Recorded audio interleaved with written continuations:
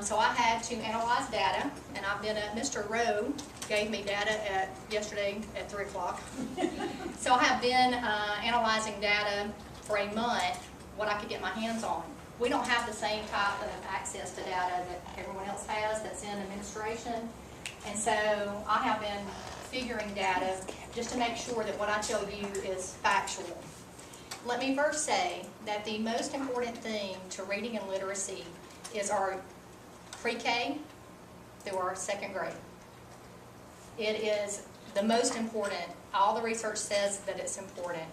And our population is 65% poverty, and some of them extreme poverty. And I know y'all know this. So I chose, that is our some of our diversity that we have to look at, because we don't have a whole lot of other diversity. And I was even questioned as to how we get away with having such little diversity here. I don't know. I don't know what they mean, so. And I know you know that diversity is subgroups. If we're 94, 92% white, which we are, there has to be a problem area somewhere. So I have to look at a group, unlike all the other districts that I'm working with these other people in this class. They have non-English speakers. They have a large group of minorities that they're having to create strategies for. We don't have that problem.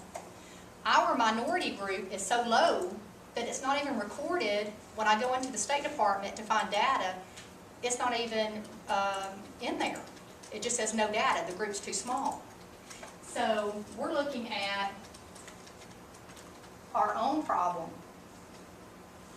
within our own race. We have a few. We have 92% white, and we have 19% African American. We have one Asian. I don't know them, but I'm sure anyone know who the little Asian person is? So someone's claiming Asian, but when you add it to the whole school, someone's saying Asian. When you add it to the entire school population, it's less than 0.5%. So our minority is such a minority that it's not even looked at when you look at our data. So I wanted to bring attention to what Mr. Rowe already said, was our reading is obviously way lower. Even though we're making gains, our reading is much lower than our math. And if you spend any time, I know some of you have already read it, and I think we're going to be visiting it. Ruby Payne, Dr. Ruby Payne, talks about the lack of language or communication that a young child comes to school with. We're talking 30 million words difference between a poverty child and a middle economic child. And then from a middle economic to an upper, there's 30 to 40. So there's a 10 million word difference. So you're looking at these children coming, and I've talked to other people in this class, they have children come to kindergarten who cannot speak. They are not being spoken to. They're not communicated with. So literacy is huge. And it's going to affect our math also, because we know that math is going to include communication and literacy also. So I'm not going to read you my slides, because that's one of my pet peeves when I'm sitting in your seat. So you see that we have to recognize every child's difference. So this is the breakdown as of this year. We have 463 white children, 19 African American, 14 multi-race, 3 Pacific Islanders, and that one Asian child that we don't know where that came from. No one knows them. Maybe they moved away already. So you're looking at, the problem is in our white population. We already know our scores. We've analyzed them. We've looked at them. We know that 2014 ACT scores, reading was better than it was in 2015.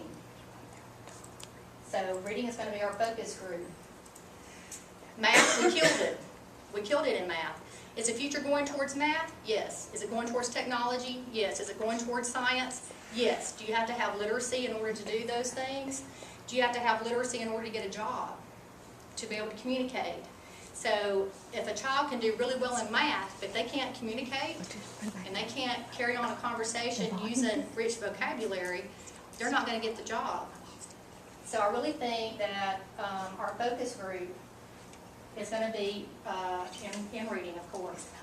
This is our scores. We've already looked at reading versus math a lot. And then in 2015. This is your poverty group. Now this is 2014 because it wasn't available to me on the state website for 2015. They're a little behind us.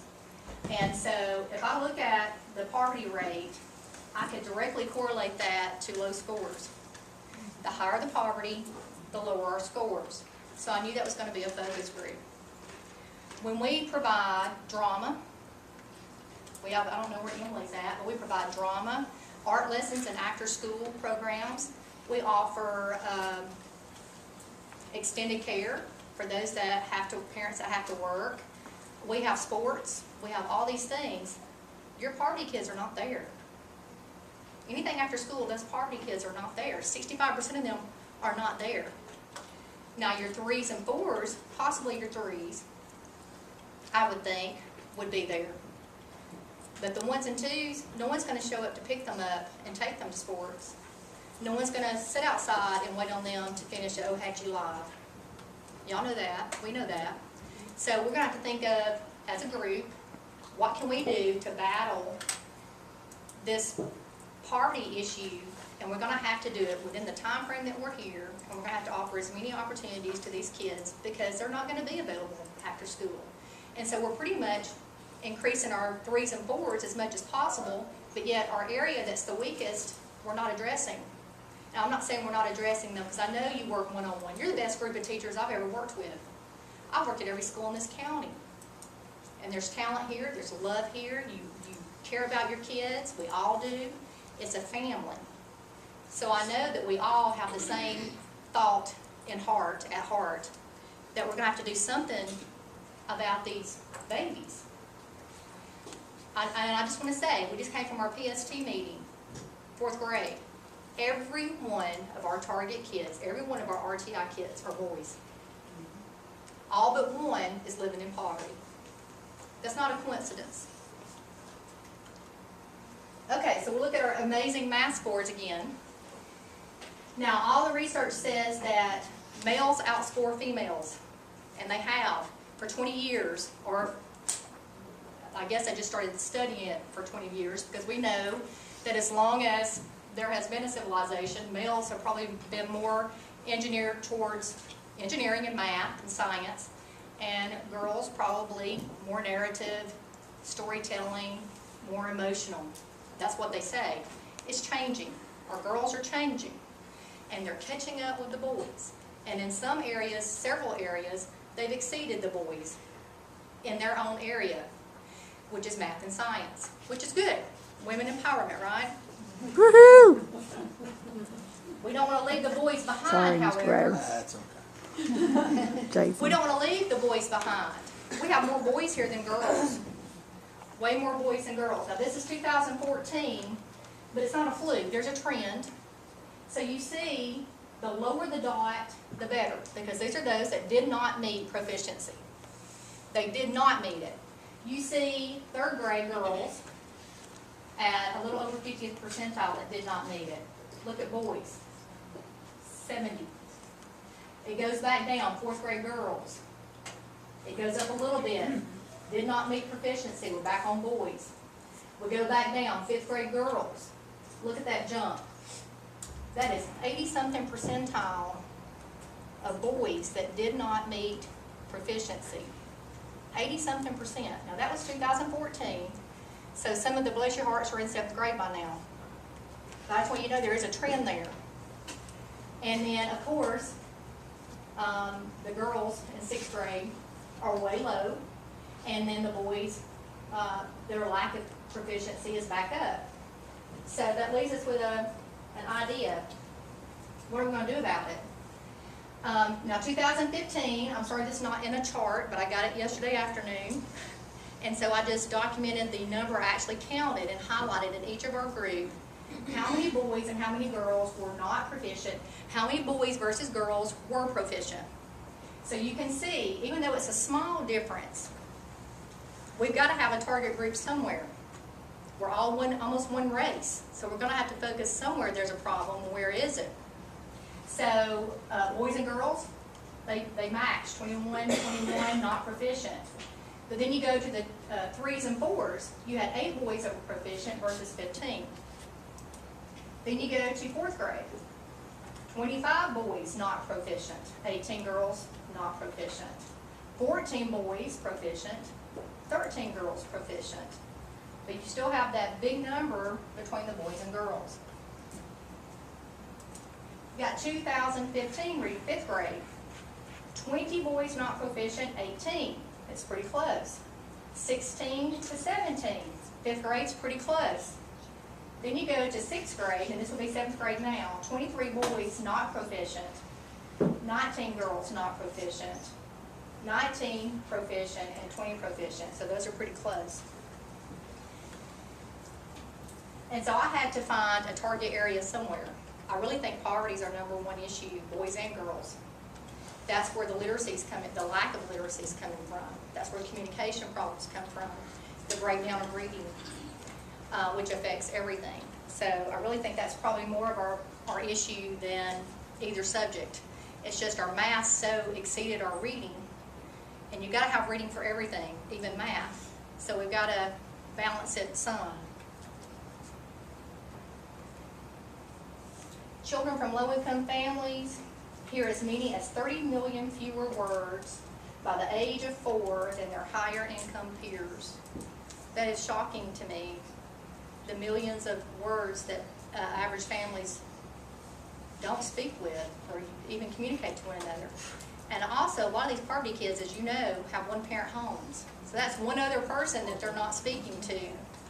Or if they're speaking to, it's not in the kind of language they need to be spoken to in, right? And they use a limited amount of vocabulary.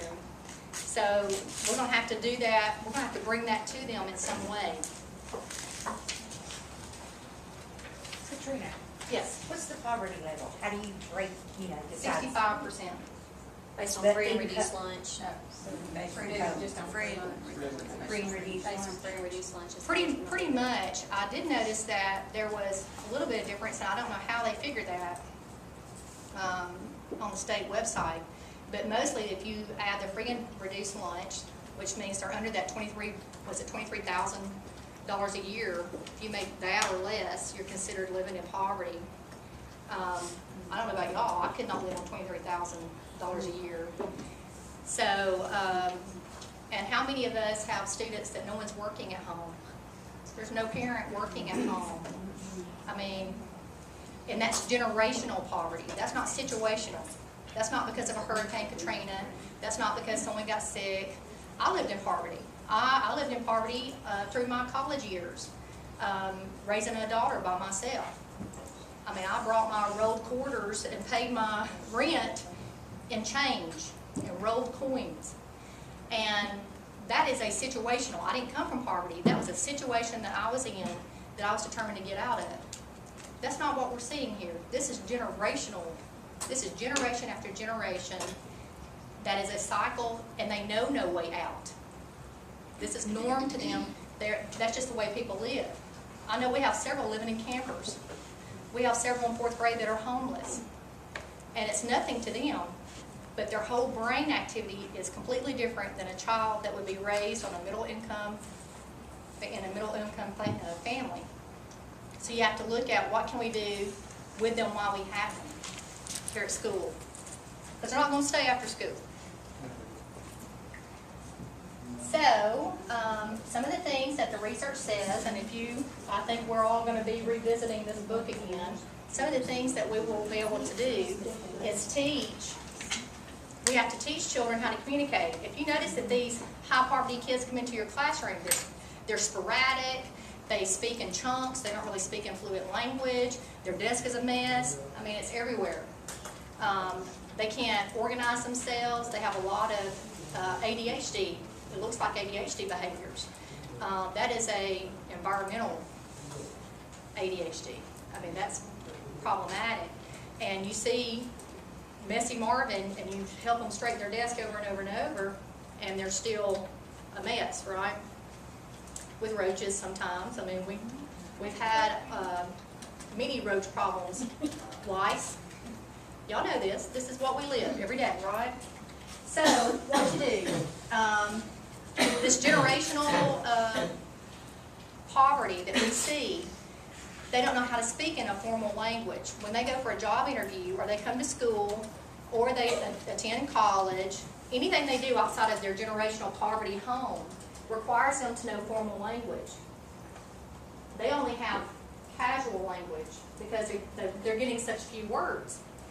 And so we're going to have to strategically teach that formal language, and I think we do. We repeat the sentence, they say something incorrectly, we repeat it for them, we model it for them.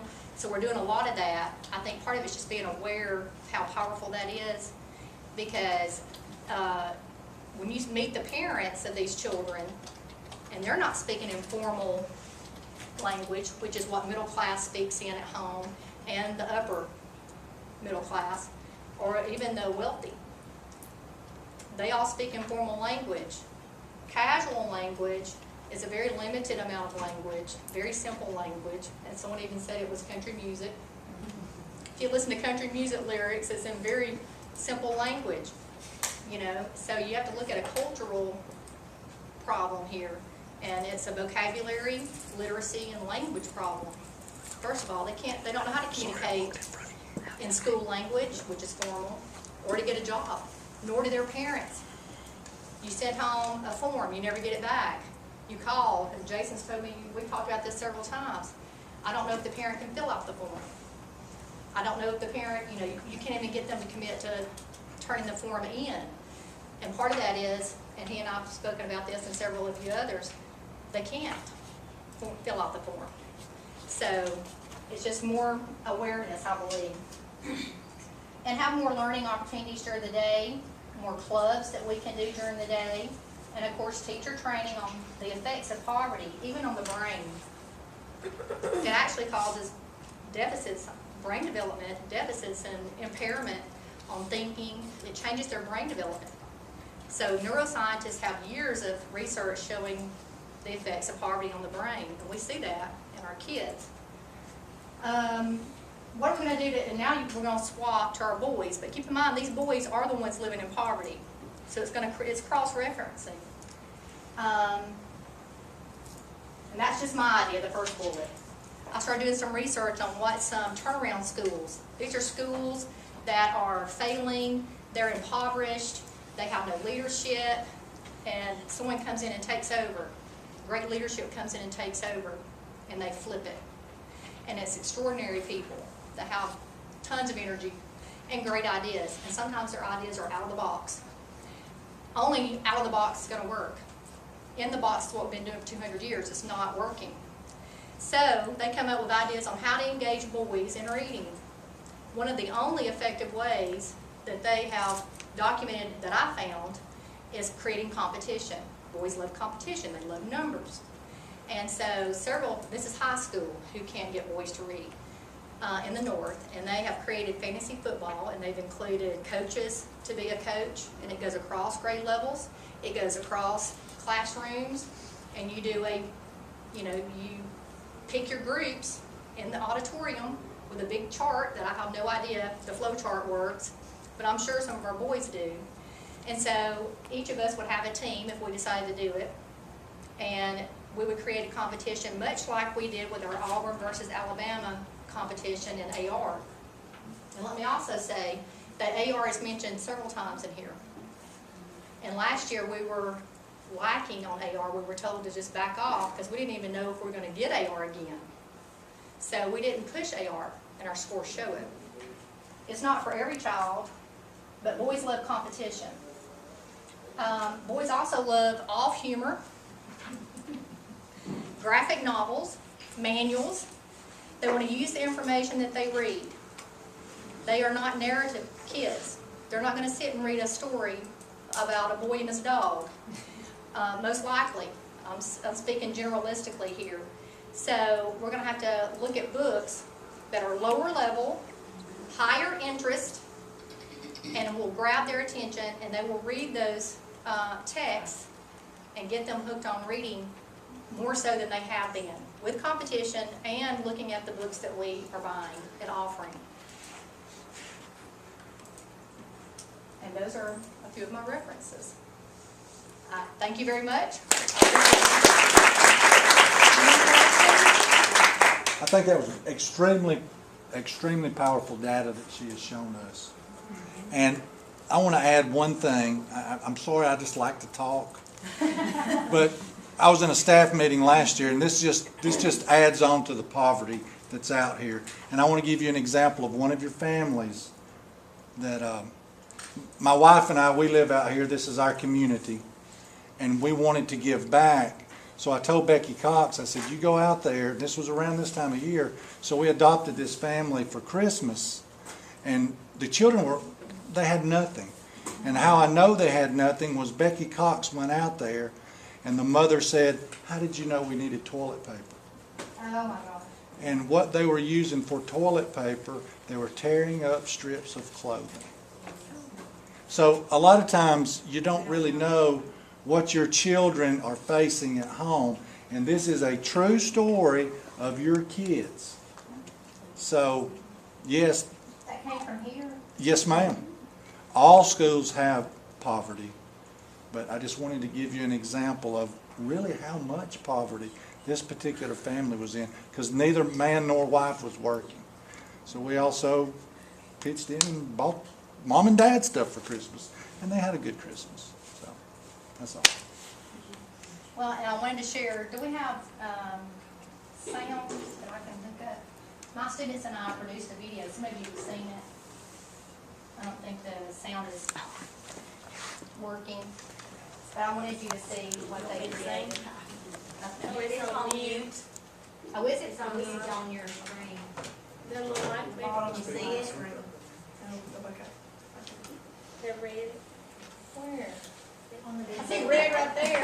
action video. Oh, I see it. That would just be the computer.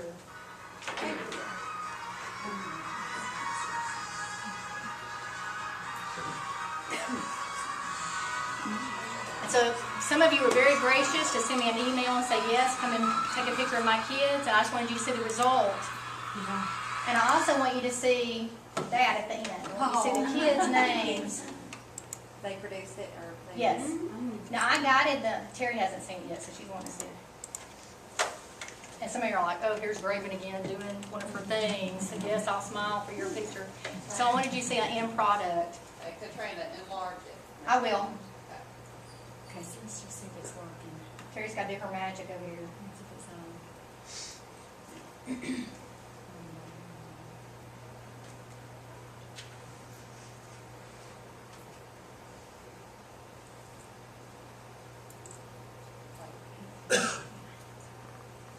Ready?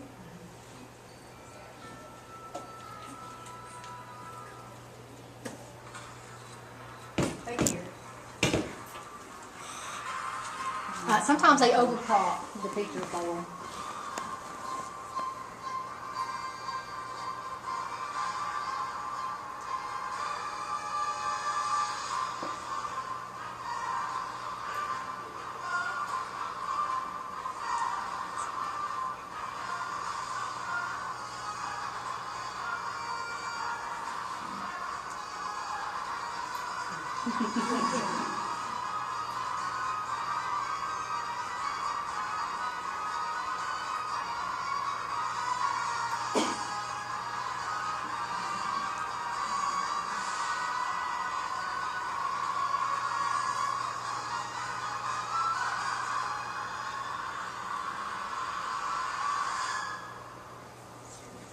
That's all I have. You ready for this to be cut off? Yeah, we're done.